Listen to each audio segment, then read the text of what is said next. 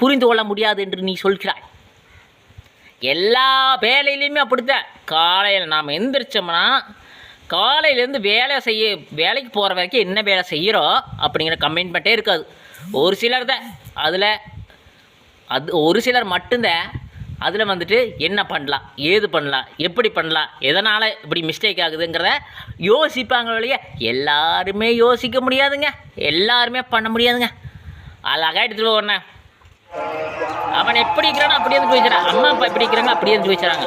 எவனோ எப்படி இருந்தால் இப்படி இருந்து போயிடுறான். சொன்னால் நீங்கள் சொன்னால் நல்லா சொன்னால் கேட்டுட்டு நல்லா சொன்னால் கேட்கலின்னு விட்டுருங்க. வந்தால் நல்லது, வரலைன்னு அதை விட நல்லது. ஒரு அட்வைஸ் பண்ணுறீங்கன்னு வச்சுக்கோங்க, அட்வைஸ் கொடுக்கும்பொழுது அவன் கேட்டால் அவனுக்கு நல்லது, கேட்கலின்னா உங்களுக்கு நல்லது, அவ்வளோதான். புரியுதுங்களா?